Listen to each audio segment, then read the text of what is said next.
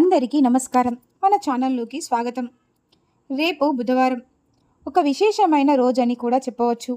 ఈ రోజున సంకటహర చతుర్థి ఏర్పడబోతోంది. ఈ వినాయక చవితి తర్వాత వచ్చే ఈ చవితి బుధవారం రోజున రావటం అత్యంత విశేషమని కూడా చెప్పవచ్చు. అదేవిధంగా బుధవారం రోజుతో కలిసి రావడం చాలా అరుదైన విషయం. ఈ రోజు గణపతిని పూజిస్తే మన కోరికలు తప్పక నెరవేరుతాయి, కష్టాలు తొలగిపోవాలని మన పెద్దలు చెబుతూ ఉంటారు. ఈ రోజున చేసే పూజ మనకు కోటి జన్మల పుణ్య ఫలితాన్ని తెచ్చిపెడుతుంది. అదేవిధంగా ఇంతటి శక్తివంతమైన ఈ రోజున ఎవరైతే ఆ వినాయక స్వామిని పూజిస్తూ ఆరాధిస్తూ ఆ వినాయకుడి యొక్క నామస్మరణ చేసుకుంటూ ఉంటారో వారికి ఉన్న విఘ్నాలు అన్నీ కూడా తొలగిపోతాయి. వారికి విశేషమైన పుణ్యఫలం అనేది లభిస్తుంది. ఈ విశేషమైన ఈ రోజున ఏ నియమాలను పాటించాలి, ఇలా పూజను ఆచరించాలి అనేది ఇప్పుడు మనం ఈ వీడియోలో వివరంగా తెలుసుకుందాం. ముందుగా మన ఛానల్ను మొదటిసారి చూసినట్లయితే సబ్స్క్రైబ్ చేసుకోండి. ఈ వీడియోని ఎక్కడ కూడా స్కిప్ చేయకుండా పూర్తిగా చూడండి. అప్పుడే మేము ఏం చెప్తున్నామో మీకు పూర్తిగా అర్థమవుతుంది. అలాగే ఉదయమే తెల్లవారుజామునే లేచి చక్కగా తలంటు స్నానం చేసుకోవాలి. ఆ తర్వాత ఇంటిని మొత్తం చక్కగా శుభ్రం చేసుకోవాలి. పూజ గదిలో ముగ్గు వేసి ఈశాన్యంలో ఒక రాగి కలశాన్ని ఉంచాలి. ఆ కలశానికి పసుపు కుంకుమ బొట్లు పెట్టి ఆ కలశం నిండుగా నీరును పోసుకోవాలి. నీరును తీసుకొని గణపతి ముందు ఉంచాలి. ఇంట్లో ఉన్న గణపతి విగ్రహం లేదా చిత్రపటాన్ని చక్కగా శుభ్రం చేసుకొని గంధం కుంకుమ పసుపు పూలతో చక్కగా అలంకరించుకోవాలి. మందార పూలు అందుబాటులో ఉంటే చాలా విశేషకరమని కూడా చెప్పుకోవచ్చు. లేకపోతే ఎరుపు రంగు పూలతో గణపతిని పూజించవచ్చు. గణపతికి గరక అంటే అత్యంత ప్రీతికరం కాబట్టి ఎవరైతే 21 గరక తీసుకొని ఒక కట్టలా చేసి ఆ కట్టను మీ చేతిలో పట్టుకొని మీ కోరికను ఆ స్వామివారికి చెప్పుకొని ఆ స్వామివారికి సమర్పిస్తే సరిపోతుంది. మీకున్న కోరిక ఎంత పెద్ద కోరికైనా సరే మీకు ఇట్టే నెరవేరుతుంది. ఎందుకంటే గణపతికి గరక అంటే అంతే విశేషం కాబట్టి మన కోరికలు కూడా గణపతి ఖచ్చితంగా నెరవేరుస్తాడు అని మన పెద్దల యొక్క నమ్మకం. ఈరోజు తప్పనిసరిగా 2 దీపాలు వెలిగించాలి. అవి కొబ్బరి నూనెతో వెలిగించే దీపం విశేష ఫలితాన్ని ఇస్తుంది. కాబట్టి ప్రమిదలో దీపారాధన చేసే మట్టి ప్రమిదలో దీపారాధన చేయటం వలన జన్మజన్మల అదృష్టం అనేది లభిస్తుంది. మట్టి ప్రమిదలు లేకపోతే ఇత్తడి కుందుల్లోనైనా పర్వాలేదు, దీపారాధన చేయవచ్చు. గణపతికి నైవేద్యంగా అరటి పండ్లు, ఉండ్రాళ్ళు, లడ్డూలు లేదా రకాలను నైవేద్యంగా పెట్టుకోవచ్చు. మనకి ఏ ప్రసాదం వీలైతే దానిని నైవేద్యంగా పెట్టుకొని భక్తి శ్రద్ధలతో నమస్కరించుకోవడం ముఖ్యమైన విషయం. ఈరోజు చేసే ప్రధానమైన ఆచారం ముడుపు కట్టడం.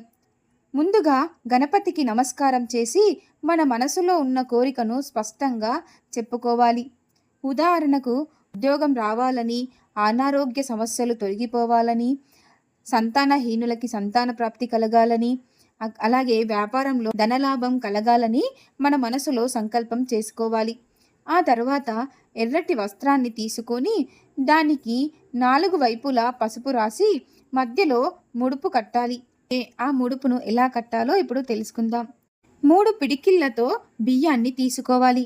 అలాగే 2 తమలపాకులు, 2 ఎండు ఖర్జూరాలు, అలాగే వక్కలు, 11 రూపాయల నాణేలను తీసుకోవాలి. ఈ వస్తువులని ఆ ఎర్రటి వస్త్రంలో ఉంచి ఇవన్నీ వేసిన తరువాత ఆ వస్త్రాన్ని ఒక ముడుపులాగా కట్టుకోవాలి. ఆ కట్టిన ముడుపును మన చేతిలో పట్టుకొని మన కోరికను బలంగా సంకల్పం అనేది చేసుకొని ఆ ముడుపును గణపతి పటం ముందర పెట్టాలి. ఆ తరువాత ఓం ఘం గణపతయే నమః, ఓం గం గణపతయే నమః అనే మంత్రాన్ని 21 సార్లు లేదా 108 సార్లు జపించడం వలన మీకు మీ కోరిక అనేది ఇట్టే నెరవేరుతుంది. ఆ స్వామివారి యొక్క అనుగ్రహం మీపై కలుగుతుంది. ఈ మంత్ర జపం చేస్తే ఈ మన కోరిక అనేది తప్పక నెరవేరుతుంది. భక్తి శ్రద్ధలతో పూజను ఆచరించాలి. ఇలా భక్తి శ్రద్ధలతో మనం పూజను ఆచరించినప్పుడే మనకి పూజ యొక్క ఫలితం అనేది 100% మనకి కలుగుతుందన్నమాట. ఇలాగే ఆ తర్వాత గణపతికి మంగళహారతి సమర్పించి సాంబ్రాణి ధూపాన్ని వేసి కథను చదవాలి. చివరగా తలపై అక్షంతలు వేసుకొని గణపతికి ప్రదక్షిణలు వేసుకోవాలి.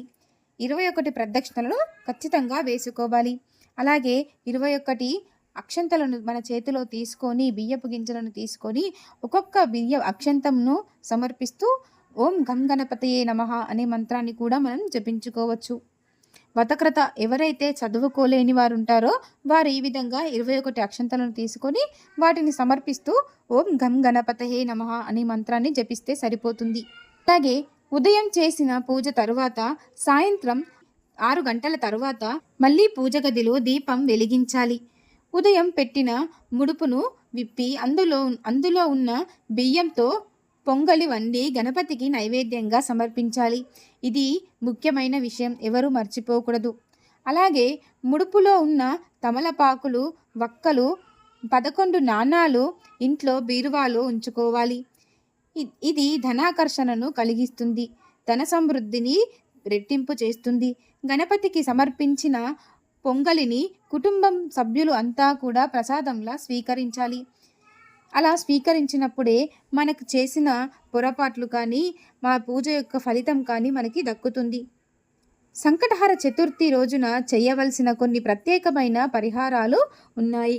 అవి ఏంటో ఇప్పుడు ఈ వీడియోలో వివరంగా తెలుసుకుందాం. ఆలయంలో 21 ప్రదక్షిణలు చేస్తే సకల సౌభాగ్యాలు కలుగుతాయట. వివాహం కానివారు జిల్లేడు మొక్కను పసుపు నీళ్లు పోసి నమస్కారం చేసుకుంటే త్వరలోనే వివాహ యోగం అనేది ప్రాప్తిస్తుందట.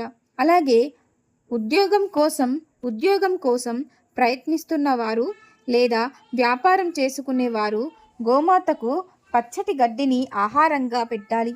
ఇలా గోమాతకు పచ్చటి గడ్డిని ఆహారంగా పెట్టడం వలన మీ కోరిక అనేది తప్పక నెరవేరుతుంది. పిల్లల విద్యలో మంచి ఫలితం అనేది రావాలి అంటే గణపతి ఆలయంలో బ్రాహ్మణులకు పువ్వులను దానం చేయాలి. లేకపోతే ఆహారం లేక ఇబ్బంది పడుతున్న పేదలకు భోజనం పెట్టడం కూడా ఈ రోజు అత్యంత శ్రేయస్కరమైన పనిగా చెప్పబడింది. ఈ రోజు తప్పనిసరిగా పాటించవలసిన కొన్ని నియమాలు ఉన్నాయి. అవి ఏంటో ఇప్పుడు తెలుసుకుందాం. మాంసాహారం తినకూడదు. ఉల్లిపాయలు, వెల్లుల్లి వంటి పదార్థాలను దూరం ఉంచాలి. ఇంట్లో సాంబ్రాన్ని వెలిగిస్తే నెగిటివ్ ఎనర్జీ అనేది తొలగిపోతుంది. గణపతికి సింధూరం సమర్పిస్తే కుటుంబంలో ఐక్యత అనేది పెరుగుతుంది, పిల్లల భవిష్యత్తు బాగుంటుంది. ఈ విధంగా సంకటహర చతుర్థి రోజున గణపతిని పూజిస్తే భక్తులకు భోగభాగ్యాలు కలుగుతాయి, ప్రతి కోరిక నెరవేరుతుంది. ఉదయం ఉపవాసం ఉండి సాయంత్రం చంద్ర దర్శనం తర్వాత ఉపవాసం విరమించాలి. ఇలా ఈ పూజ అనేది భక్తి శ్రద్ధలతో చేస్తేనే మనకి ఫలితం కూడా అంతకు మించి రెట్టింపు ఫలితం అనేది కలుగుతుంది. ఎవరు కూడా ఒకరిని ద్వేషిస్తూ ఒకరిపైన కోపాన్ని చూపిస్తూ ఈ పూజను ఆచరించకూడదు. ఎందుకంటే మనం చేసే పనిలో శ్రద్ధ భక్తి ఉంటేనే మనకి ఫలితం అనేది రెట్టింపు పుణ్యఫలం అనేది లభిస్తుంది. శ్రద్ధ భక్తి ఉంటే గణపతి ఆశీస్సులు తప్పక దక్కుతాయి. కాబట్టి మనం ఈ పూజను చక్కగా ఈ వీడియోలో చెప్పిన విధంగా చక్కగా వివరించుకుందాం. అలాగే ఈ వీడియో కనుక మీకు నచ్చినట్లయితే లైక్ చేయండి, షేర్ చేయండి, సబ్స్క్రైబ్ చేసుకోవడం మర్చిపోకండి. ఆధ్యాత్మికకరమైనటువంటి విషయాల కోసం మన ఛానల్ను సబ్స్క్రైబ్ చేయడం మర్చిపోకండి.